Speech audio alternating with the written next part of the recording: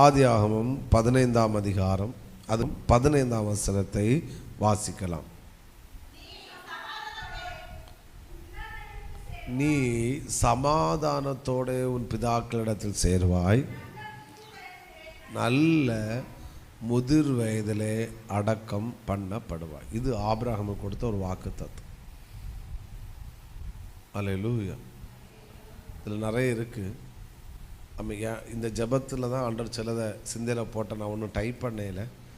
ஏன்னா இதில் நான் டைப் பண்ணிகிட்டு இருந்தால் அது நல்லா இருக்காது, அதனால் நான் அப்படி டைப் பண்ணல. பட்டு திரும்பவும் என் சிந்தையில் இருக்கிறதெல்லாம் ஆண்டவர் ஞாபகத்தில் தந்து சொல்ல வைப்பாருன்னு நான் விசுவாசிக்கிறேன். நீ நல்ல முதிர் வயதிலே அடக்கம் பண்ணப்படுவாய். நான் லோக்கலாக கேட்குறேன், இதில் ஆண்டவர் என்ன சொல்கிற? நீ எப்போ மரிப்பான்னு சொல்கிறாரு? நல்ல முதிர் வயதில். அதுக்கு முன்னாடி நீ என்ன செய்ய மாட்டாய்? பேசுங்க, சாக மாட்டாய். அப்போது ஆபிரகாமுடைய வாக்கு தத்தம் என்பது நம்முடைய வாக்கு தத்தம். ஆமே, அப்படிதானா? ஆபிரகாமுடைய வாக்கு தத்தம் நம்முடைய வாக்கு. அப்போ நமக்கும் கர்த்தர் என்ன வாக்கு தத்தம் தருகிறார்னா, நீ இப்போ சாக மாட்டா, இப்போ சாகக்கூடாது. எப்போ தான் சாகணும்? வயசாகி நல்ல முதிர் வயதில் தான் மரிக்கணும். அதுக்கு முன்னாடி உனக்கு மரணம் வராது, வராது. அதான் வாக்குத்தத்தம். நான் ஒன்று சொல்கிறேன், இது உபதேசமா அப்படின்னு கேட்டால் எனக்கு தெரியாது. ஆனால் என்னுடைய விசுவாசம், ஆண்டவர் இளம் வயது மரணத்தை தேவன் விரும்பவில்லை. இது என்னுடைய விசுவாசம்.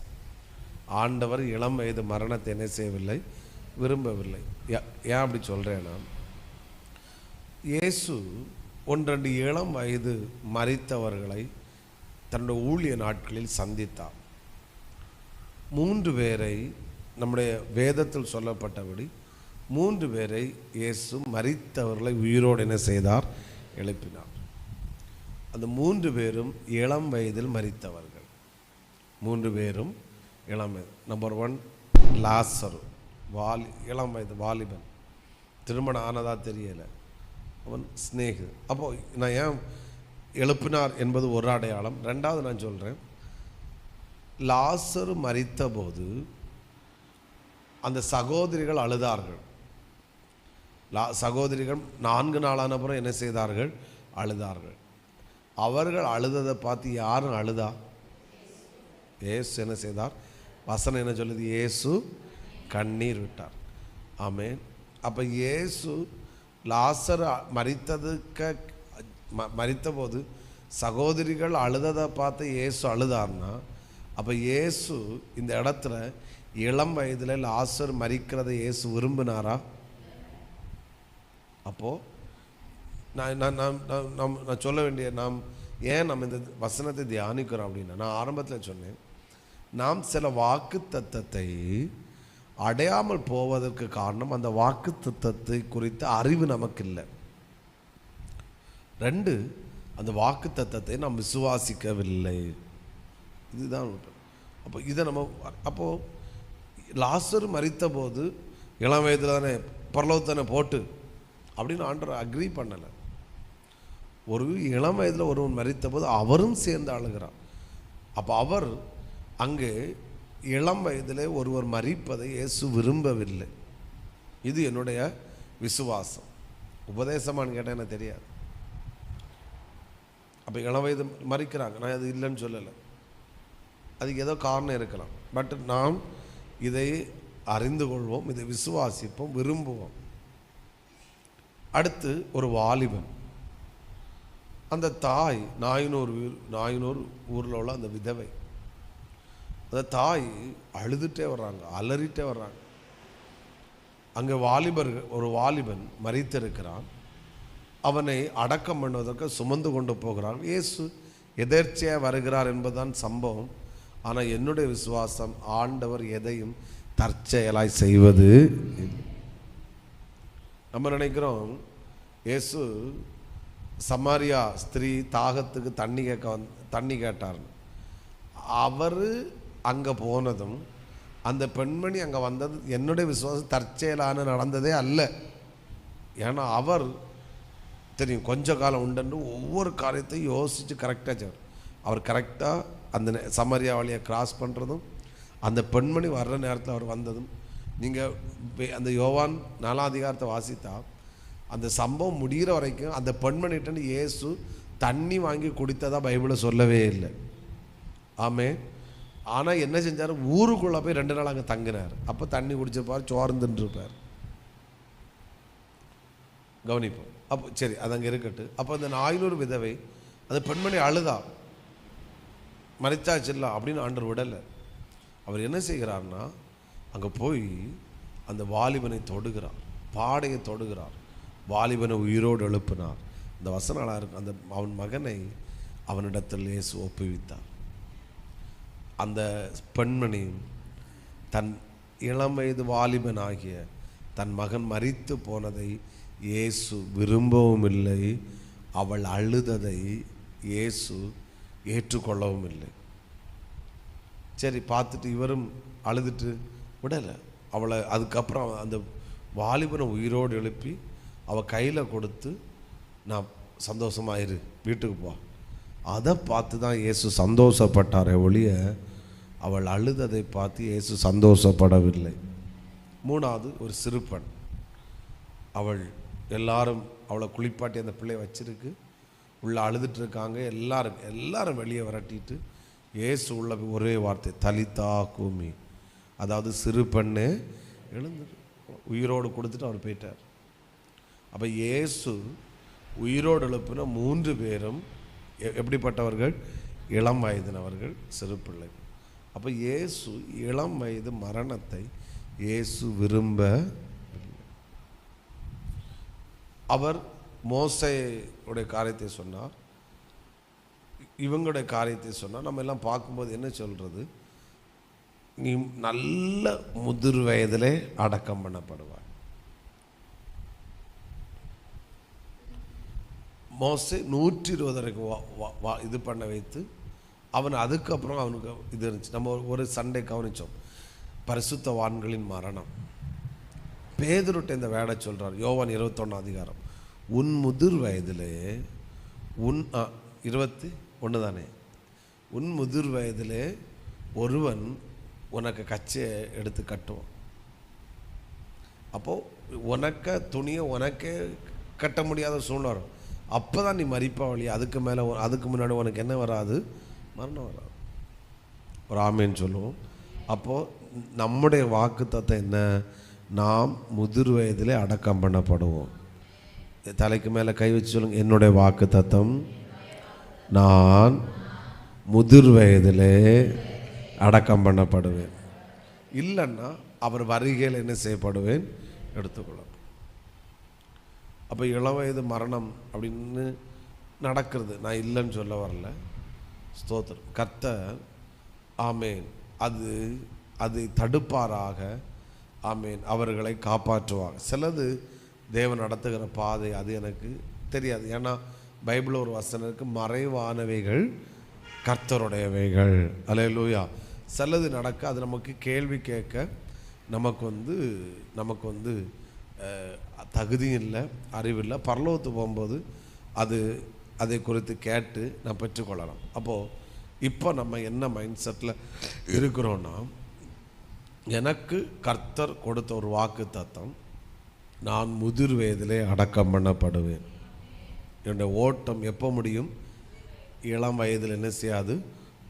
பேசுங்க, கொஞ்சம் பயப்படுற மாதிரி இருக்குது, பரவாயில்ல. அல்லேலூயா சொல்லுங்கள் பார்க்கலாம். ஆமென். இளம் வயதில் என்ன செய்யாது? இருக்கக்கூடாது. முதிர் வயதிலே அடக்கம் பண்ணணும். சரி, இது ஒரு சின்ன ஒரு சிந்தை. ஆமென். ஏன்னா நான் இதை 2 வாரத்துக்கு போன வாரம் வாசித்த போது இந்த வசனம் வாசித்த போது என்னை ரொம்ப தொட்டுச்சு. என்னமோ சில வசனம் நம்ம ஸ்பார்க் அடிக்கும் தெரியுமா, அது அடிச்சிச்சு. ஸ்தோத்திரம். ஏன்னா சில இளம் வயதில் மரணம் பாதிக்கப்பட்ட பலரை எனக்கு தெரியும், இன்னைக்கு வரைக்கும் பாதிக்கப்பட்டு கொண்டு இருக்கு. அவர்களுக்கு நாம் எந்த ஆறுதலும் சொல்லவே முடியாது. ஆனால் ஆண்டவர் அவர்களை நடத்துகிறார், தைரியப்படுத்துகிறார். நிருபத்தில் ஒரு வசனம் இருக்குது, நம்முடைய தேவன் ஆறுதல் செய்கிற தேவன். அவர் ஆறுதல் அளிக்கிறார், தைரியப்படுத்துகிறார். அவர் நடத்துகிறார்.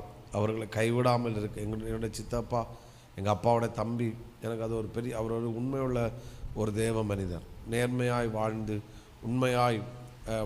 உண்மையாய் ஊழியத்தை அவர் பெரிய அளவு ஊழியத்தில் ஒன்றும் சாதிக்கலை எனக்கு தெரியும். சாரி, அப்படி சொல்லக்கூடாது. ஆனால் பெரிய அளவு, ஆனால் நல்ல ஒரு உண்மையுள்ள ஒரு மனிதர், நேர்மையான ஒரு மனிதர் எனக்கு தெரியும்.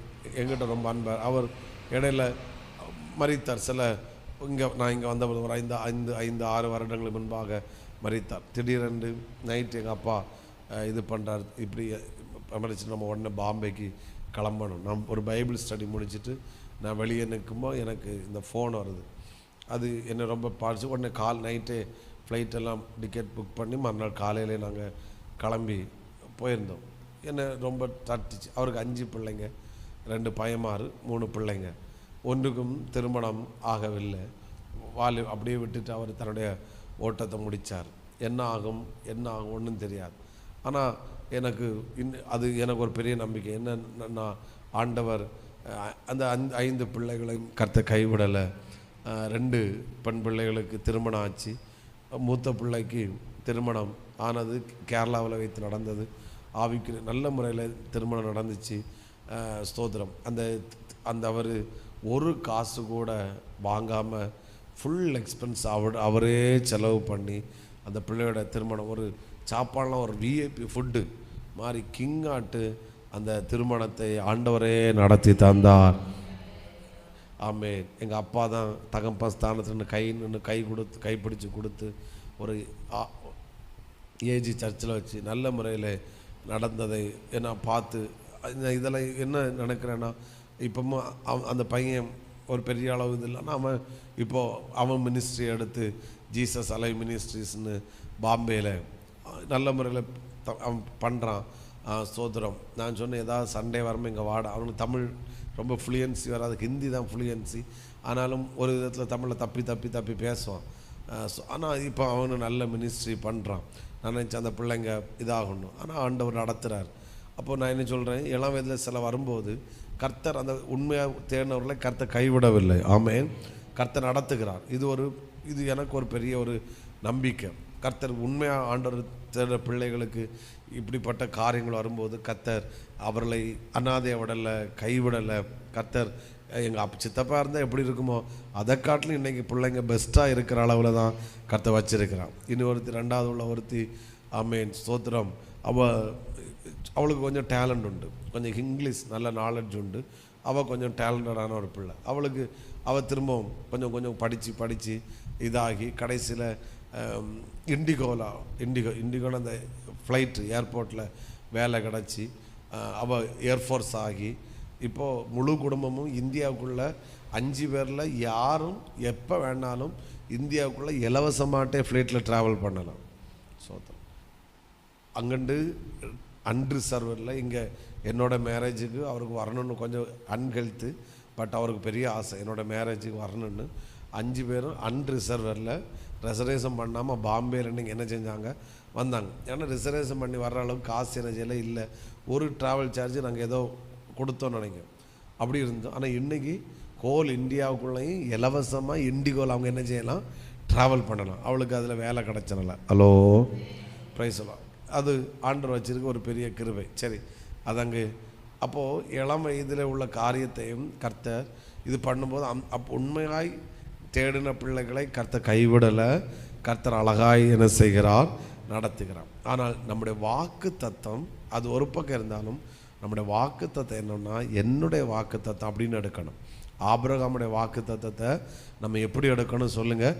என்னுடைய வாக்கு தத்தம், ஆண்டு எனக்கு தந்த வாக்கு தத்தம், முதிர் வயதிலே தான் என்ன செய்யப்படுவாய், அடக்கம் பண்ண சொல்லுங்கள். என்னுடைய வாக்கு தத்தம், வெரி குட், கொஞ்சம் கூட சத்தமாக. என்னுடைய வாக்கு தத்தம் முதிர் வயதிலே அடக்கம் பண்ணப்படுவாய். ஆமே, ஒரு அலையிலேயே சொல்லுங்கள் பார்க்கலாம். ஓகே, இனி என் சிந்தையில் ஆண்டவர் போட்ட சில வெளிப்பாடுகளை சொல்லி நம்ம ஜெபிக்க ஒவ்வொன்று கஞ்சி ஒன்று. அப்போது இந்த முதிர் வயதில் தான் என்ன செய்யப்படுவாய், அடக்கம் பண்ணப்படும். அப்போ அது வரைக்கும் எதுவும் உன்னை அணுக முடியாது. ஆமே, அதாவது மரண சம்பந்தமான இல்லைன்னா அந்த நீ உனக்கு இந்த இதுக்கு எதிரான எதுவும் உன்னை அணுக முடியாது. இதுதான் ஒரு வேர்டு. இதுக்காக நம்ம ஜெபிக்கணும். அப்போது இப்போ பாருங்கள், மோசே சில என்ன சொல்ல சோதனை வழியாக போனான். ஆனால் அவன் 120 வயது வரைக்கும் மரண சம்பந்தமான எதுவும் மோசையை அணுக முடியவில்லை. அவனே மலைக்கு மேலே ஏறுறான். அவன் கண்ணு இருளடையவில்லை, பலன் குறையவில்லை. அதுக்கப்புறம் தான் கர்த்தர் அவனோடு கூட என்ன செய்து கொண்டார், சேர்த்து கொண்டார். தாவீது என்னைக்கு ராஜா அபிஷேகம் அவன் மேலே வந்துச்சோ அன்னையிலிருந்து அவனை கொல்லுவதற்கு மரணம் அவனை துரத்தி கொண்டே இருந்தது.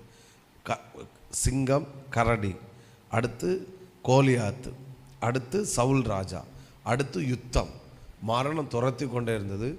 ஆனால் கடைசி வரைக்கும் ஒன்றும் தாவீதை நெருங்க முடியவில்லை, அணுக முடியவில்லை. ஒரு இடத்துல தாவீது சொல்லுவான், எனக்கும் மரணத்துக்கும் 1 அடி தூரம்தான் இருந்தது. சத்தம் ஒரு அலையிலே சொல்லுங்க. அப்போது இது வரைக்கும் என்னை அட்டாக் பண்ணக்கூடாது. அதாவது நான் 120 வரைக்கும் இருந்தேன், 120 வயசு வரைக்கும் உயிரோடு இருந்தேன் அப்படின்னு இருந்துட்டு நான் 60 வயசு ரெண்ட வியாதியோடு போராடி நகர்த்தி எப்படியெல்லாம் தந்துன்னு நம்ம லோக்கல் லாங்குவேஜில் உந்தி தள்ளி எடுத்து எப்படியோ 120 வந்துச்சு அந்த அது அப்படி இருக்கக்கூடாது. நான் 120 வரைக்கும் வாழுகிறேன் அப்படின்னா அது வரைக்கும் இது சம்பந்தமான எதுவும் என்னை நெருங்கக்கூடாது, என்னை அட்டாக் பண்ணக்கூடாது, நான் அதனோடு போராடக்கூடாது. நான் செய்ய வேண்டிய எல்லாவற்றையும் செய்து முடிக்கணும். பவுல் நம்ம இப்போ ஈவினிங் மெடிடேட் பண்ணிகிட்ருக்கோம். எனக்கு அதை பார்த்துட்டு இவனுக்கு சரீரமாக இல்லைன்னா ரப்பரா அப்படின்னு தோணுது.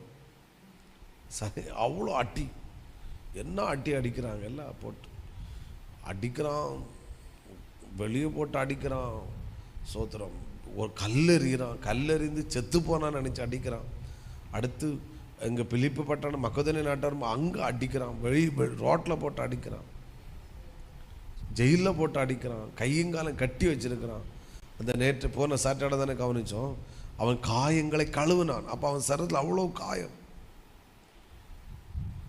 இது சரீரமாக, இது போக இயற்கை சீற்றங்கள், வியாதி, இப்படிப்பட்டது. ஆனால் இது எல்லாம் அவனை ஒன்றும் அட்டாக் பண்ணவே முடியவில்லை. அவன் கடைசி வரைக்கும் அவன் ஓட்டம் வெற்றியாய் முடிந்தது. அதாவது நான் என்ன சொல்லிட்டேன், இன்றைக்கி சிலரை இந்த நான் எதை மென்ஷன் பண்ணி சொல்கிறேன்னா, திடீர்னு ஆமீன் சோத்திரம் நல்லா ஓடிட்டுருப்போம். சிலருக்கு சில கொடிய வியாதிகள், சுகர், கேன்சர்,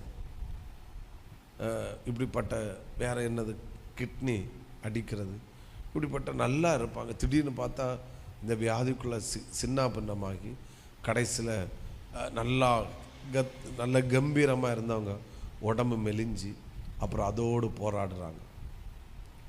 சிலவங்க அதை வச்சே வருஷத்தை கடத்துகிறாங்க. ஆண்டவர் என்ன சொல்கிறாருன்னா, நீ நல்ல முதிர் வயதில் அடக்கம் பண்ண அப்படின்னா நீ மறிக்கிற வரையிலும் இப்படிப்பட்ட இந்த சப்பு சவர், இந்த சாபம் பிடித்தவைகள் உன்னை அணுகக்கூடாது. புரிஞ்சவங்க ஒரு அலையிலேயே சொல்லுங்கள். இப்போ நம்ம அதிகமாக கேட்குற ஒன்று கேன்சர். கடந்த நாட்கள் அந்த சுசிலா நம்ம அவங்களோட மகளுடைய மாமனார் கடந்த வாரத்தில் இந்த ஒரு இதில் நல்ல மனிதர் சோதர் கேள்விப்பட்டோம். அவர் இந்த உலக ஓட்டத்தை முடித்தார். ஒரு வியாதி. ஸோ இப்படி எனக்கு தெரிந்து பலர் இளம் வயது மறிப்பதற்கு இன்றைக்கு உள்ள காரணம் ஒரு கேன்சர் என்கிறோன்னே ரொம்ப அது கன்னியாகுமரி மாவட்டத்தில் ரொம்ப அதிகமாக இருக்கிறதை கேள்விப்பட முடிகிறது. பல இடங்கள் பலர் இன்னைக்கு ஹீல் ஆகுறாங்க. சோதர் பலர் போராடி கொண்டு இளம் வயதில் இந்த காரியம் நடந்து கொண்டு இருக்கிறது. 2 வாரத்துக்கு முன்னாடி ஒரு நியூஸ் கேட்டேன். ஆமேன், ஒரு பெண், ஒரு சகோதரி, அவங்க மரித்து போனாங்க. ஸ்தோத்திரம். நான் இதை மென்ஷன் பண்ணி ஏன்னா என்ன சொல்கிறேன்னா, நம்ம கடைசி வரைக்கும் ஆண்டவர் நமக்கு கொடுத்த வாக்குத்தத்தம் முதிர் வயதில் தான் என்ன செய்யப்படுவாய், அடக்கம். அப்போது அதுக்கு இடையிலே இப்படிப்பட்டவைகள் நம்மை அட்டாக் பண்ணக்கூடாது, நெருங்கக்கூடாது. கடைசி வரைக்கும் நம்முடைய ஓட்டம் வெற்றியாய் ஓட கர்த்தர் கிருபை செய்வாராக. ஆமே. ஸோ இன்னும் ஒன்று இதில் ஒன்று கூட சொல்லி நான் இதுக்காக ப்ரேயர் பண்ணுறேன். ரெண்டாவது, இப்போ பாருங்கள், அப்போ முதல்ல ஒன்று சொன்னேன், கடைசி வரைக்கும் இது இப்படிப்பட்ட கேன்சரு, நான் ஓப்பனாக சொல்கிற தப்பாக இந்த ப்ரேயரில் நம்ம இவைகளை வைத்து ஜெபிக்கணும். நம்ம வயதானவர்களுக்காக ஜெபிக்கணும். சுகரு, இடையில சிலருக்கெல்லாம் கிட்னி ஃபெயிலியரு, இதெல்லாம் மரண சம்பந்தமான வியாதிகள், சில தொற்று வியாதிகள், இது அதோடு போராடுகிறாங்க. இது அவர்களை இளம் வயதில், சின்ன வயதில் அது அட்டாக் அடிச்சுட்டு போகுது. ஸ்தோத்திரம். இது ஒரு பெரிய பாதிக்குது. எனக்குள்ளேயும் சில பாதிக்கப்பட்ட குடும்பங்கள் காயங்கள் எனக்குள்ளேயும் இருக்குது. ஆமேன். அப்போது இதை கர்த்தர் மாற்றணும். அப்போ முதிர் வயது வரைக்கும் நம்ம ஓட்ட முடியணும். அதுக்கடுத்து இதுக்கு இடையில இப்படிப்பட்ட சாபம் பிடிச்ச இந்த நோய்கள், இந்த அகால மரணங்கள், விபத்துகள். இடையில ஒரு பாஸ்டர், கோயம்புத்தூரில் ஒரு பாஸ்டர், எனக்கு நம்ப முடியலை, என்ன ஆச்சுன்னு தெரில. அவர் சண்டேயா ஏதோ சாட்டர்டே முதல் நாள் மீட்டிங் நல்லா நின்று நடத்துகிறார், லைவில் இருக்குது. அவர் பிரசங்கம் 6 நடத்துகிறார், பிரசங்கம் யங் ஸ்டேஜ் நல்லா பிரசங்கம் பண்ணுறார். முந்தின நாள் மறுநாள் நியூஸு, மீன் அதே சேனலில் முந்தின நாள் லைவ் ஒர்ஷிப்பு அவர் கூட்டம் நடத்துகிறார். அடுத்த மறுநாள் அதே சேனலில் அவருக்கு அடக்காரான லைவில் வருது. எப்படி என்ன ஆச்சுன்னு தெரியலை. Shock news. ஒரு அலையிலேயே சொல்லுங்கள் பார்க்கலாம். அப்போது இவைகள் அட்டாக் பண்ணக்கூடாது. ரெண்டாவது, இந்த ஆபிரகாம் இடத்துல இன்னொன்று, இவன் எத்தனை வயசுக்கு இவனுக்கு குழந்தை பிறக்குது சொல்லுங்க? 100 வயசில். நம்ம வசனம் எடுக்க வேண்டாம் தானே? ஆமேன். 17:1 ஆபிரகாம் 99 வயதான போது கர்த்தர் அவனுக்கு என்ன செய்தார்? தரிசனமானார். புரிகிறவங்க ஒரு அலையிலேயே சொல்லுங்க பார்க்கலாம். சோத்திரம். சரி, இங்கே கவனிங்க. அப்போது இது ஒரு ரொம்ப முக்கியமான காரியம். ஒன்று, நான் மரிக்கிற வரையிலும் இந்த வியாதிகள், மரணம், அந்த விபத்துகள், இப்படிப்பட்ட அசம்பாவிதங்கள் அட்டாக் பண்ணக்கூடாது.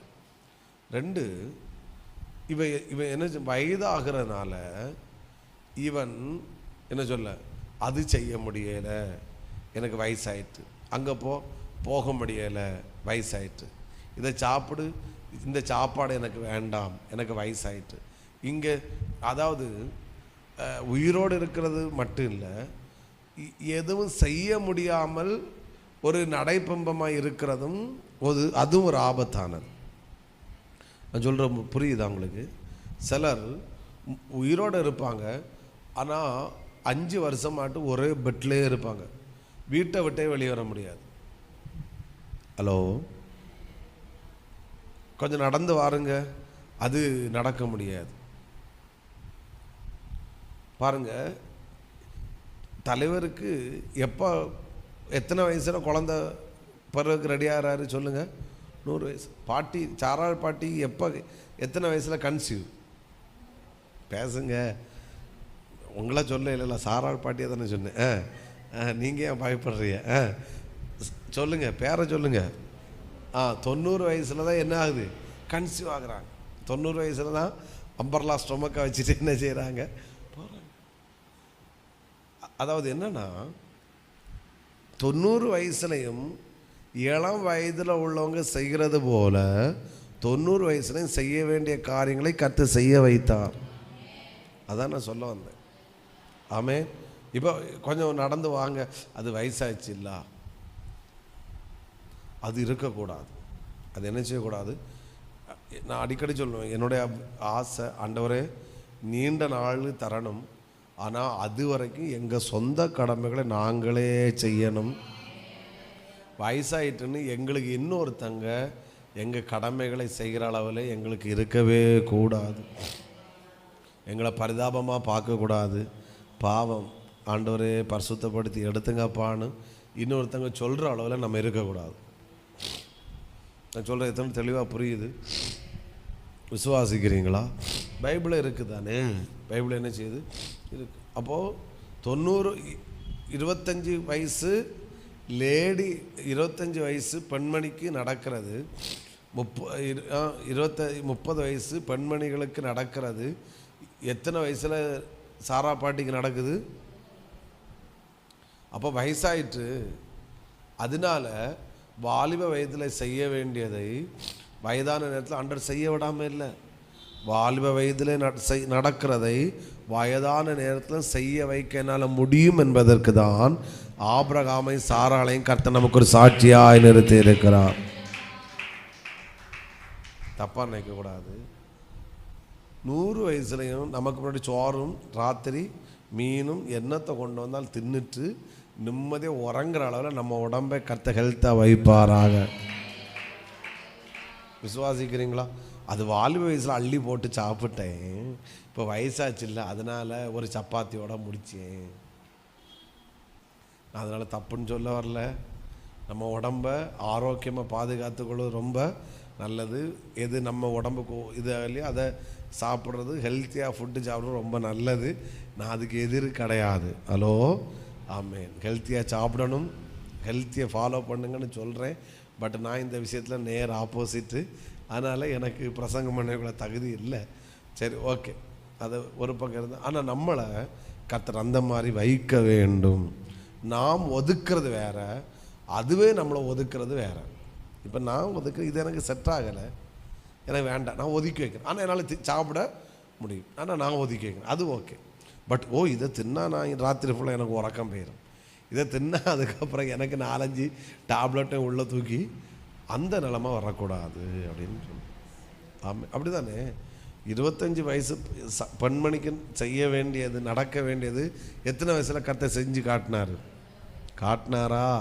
அது நம்முடைய வாக்குத்தத்தம் தானே. அன்னைக்கு செஞ்சார்னா இன்னைக்கும் செய்ய நம்ம ஆண்டவருக்கு வல்லமை இல்லாமலா போய்விட்டது. திருமணமாகிய 60 வயசான உடனே அவன் இவ்வளோ குழந்தை பிறக்கான்னு மட்டும் நினைக்கக்கூடாது. 60 வயதிலையும் கருவுற வைக்க கர்த்தர் வல்லமை உள்ளவர் என்பதற்கு இந்த சாராள் சாட்சி. முடியுமான்னு சொல்லுங்க. ஓகே, இனி மோசே நமக்கு தெரியும். அவர் யோசுவா கையை பிடிச்சி ஒன்றும் மலை உச்சிக்கு கொண்டு என்ன செய்யலை, வரல. விட்டால் யோசுவா தூக்கிட்டு வந்திருப்பார் மோசே. அந்த அளவுக்கு கர்த்தர் மோசைக்கு கர்த்தர் எதை கொடுத்தார்? அப்போது 120 வயதில் இது ஒன்றும் அட்டாக் பண்ணவும் முடியலை. 120 வயசில் செய்ய வேண்டிய கடமைகள் அத்தனையும் கர்த்தர் செய்ய வச்சார். எத்தனை பேர் நான் சொல்கிற வார்த்தையை விசுவாசிக்கிறீங்க? ஆமே. இந்த இதை என் சிந்தையில் போட்டு என்ன ரொம்ப டச் பண்ணிச்சு. நான் இது என் சொந்த மூலையிலன்னு பேசலை. இது ஆண்டவர் இதை இந்த இன்னைக்கு இந்த 15வது நாளில் இந்த வெளிப்பாடை தந்து நம்மளை சிந்திக்க வைக்கிறான்னா நான் விசுவாசிக்கிறேன். கர்த்தர் அப்படி நம்மை நடத்துவாராக, நம்ம குடும்பத்தை நடத்துவாராக. நம்ம பெற்றோருக்காக ஜெபிக்கும் போது, ஆண்டவரே எங்கள் பெற்றோரை நாங்கள் படுக்கையில் போட்டு பார்க்குற அளவில் இருக்கக்கூடாது. ஆமீன். சாராள் அவங்க வாலிப வயதில் எப்படி செய்தார்களோ, எப்படி உழைச்சாங்களோ, எப்படி தங்கள் கடமைகளை செய்தார்களோ, அதே போல் ஆமேன் வயதான முதிர் வயதில் ஆபிரகாமுக்கு செய்தவர், மோசேக்கு செய்தவர், பேதுருவுக்கு செய்தவர், நீர் எங்கள் தலைமுறைக்கும் எங்களுக்கும் எங்கள் குடும்பத்துக்கு செய்ய வல்லமுள்ளவராய். வாக்குத்தத்தம் தானே. நான் பேசுகிறது சொந்த மூளை எடுத்து பேசினா வாக்குத்தத்தம் தானே பேசுகிறேன். ஆண்டவர் தானே சொன்னார், நீ முதிர் வயதில் என்ன செய்யப்படுவாய்? பேசுங்க, அடக்கம் பண்ணப்படுவாய். இது வாக்குத்தத்தம். ஆபிரகாமுக்கு சொல்லிட்டு 100 வயசில் குழந்தையே கொடுக்குறார். ஹல்லேலூயா. அவன் ஒவ்வொரு காரியங்களையும் அழகாய் ஈசாக்கு அவனே அவன் வயசாகி குழந்தை பிறந்தனால, மக்களை நான் போயிட்டு வரேன், உனக்கு யாராச்சிலும் நீ ஏதோ ஒரு பிள்ளையை பார்த்து கல்யாணம் பண்ணிக்கன்னா அவன் சீக்கிரமே குழந்தை சின்ன வயசில் நீ எனக்கு பிறந்திருப்பானா உனக்குள்ள கடமையை நான் செஞ்சுருப்பேன். இப்போ வயதானனால இப்படி ஆயிற்று அப்படின்னு ஆண்டவர் வைக்கலை. அவனுக்கு ஈசாக்கு செய்ய வேண்டிய அத்தனை கடமைகளையும் கர்த்தர் ஆபிரகாமை கொண்டு செய்ய வைத்தார். உண்மைதானா? ஆமேன். வரல. ஆமேன். எப்படி விசுவாசிக்கிறீங்களா? பாஸ்டர் சின்ன வயசுலாம் அடித்து தள்ளியாருன்னு சொல்லிட்டு இருக்கீங்களா? இல்லை, வசனம் நம்மளும் விரும்புவோம்.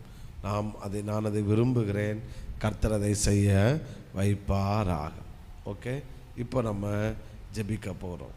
என்ன ஜெபிக்கணும்? ஆண்டவரே, எங்களுக்கு 3 காரியம். எங்கள் ஓட்டம் முதிர் வயதில் தான் என்ன செய்ய வேண்டும்? ஏன்னா எனக்கு ஒரு சின்ன விதமான பயம் இருக்குது அப்படின்னு சொல்கிறல நான் வைக்கப்படலை. ஏன்னா அநேகர் இளம் வயது மரணத்தை நான் பார்த்து கொண்டே இருக்கிறேன். மரணம், ஏதோ ஒரு சில கொடிய வியாதி, ஒவ்வொரு நாளும் கர்த்தர் நம்மை தாண்ட வைக்க. ஆனால் இன்றைக்கி நமக்கு ஒரு வாக்கு தத்தத்தை தருகிறார். நீ முதிர் வயதிலே தான் என்ன செய்யப்படுவாய்? அடக்கம் பண்ணப்படுவாய். நல்ல முதிர் வயதிலே. ஆமென் சொல்லுங்க பார்க்கலாம். எப்படி நல்ல முதிர் வயதிலே நீ என்ன செய்யப்படுவாய்? அப்போது அன்றர் எங்கள் ஓட்டம், நாங்கள் இளம் வயதில் எங்கள் ஓட்டம் என்ன செய்யக்கூடாது? முடியக்கூடாது. 2, எங்கள் ஓட்டம் முடிகிற வரையிலும் எதுவும் எங்களை தொடக்கூடாது. எதுவும் எங்களை என்ன செய்யக்கூடாது? 3வது, கடைசி வரைக்கும் நாங்கள் செய்ய வேண்டிய கடமைகளை இளம் வயதில் எதை செய்தோமோ அது எப்பவும் செய்யணும். முதிர் வயதிலையும் கர்த்தர் செய்ய வைப்பாரா? வச்சாரா?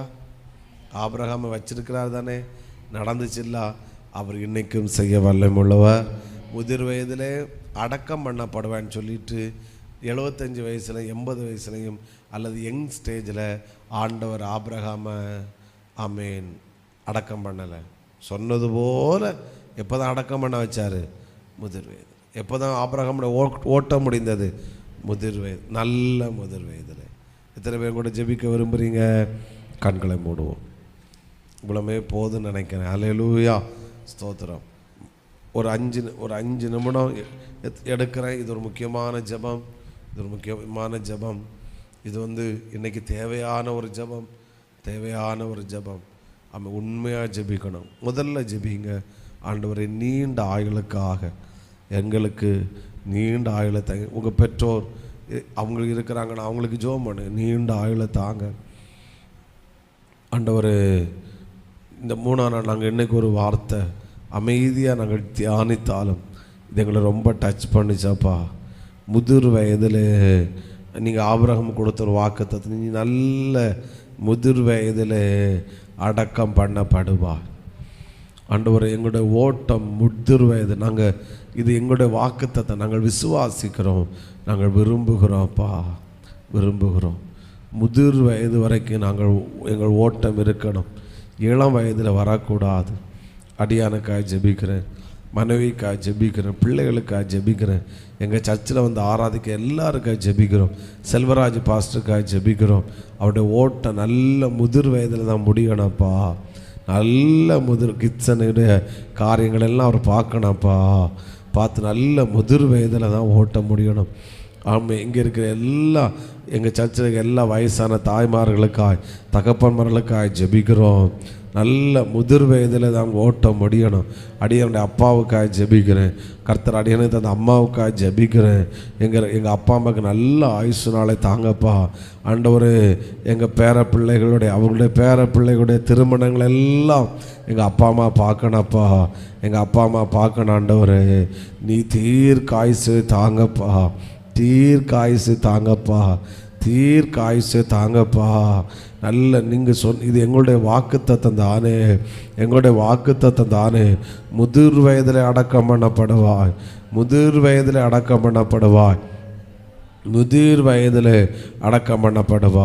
ஹல்லேலூயா.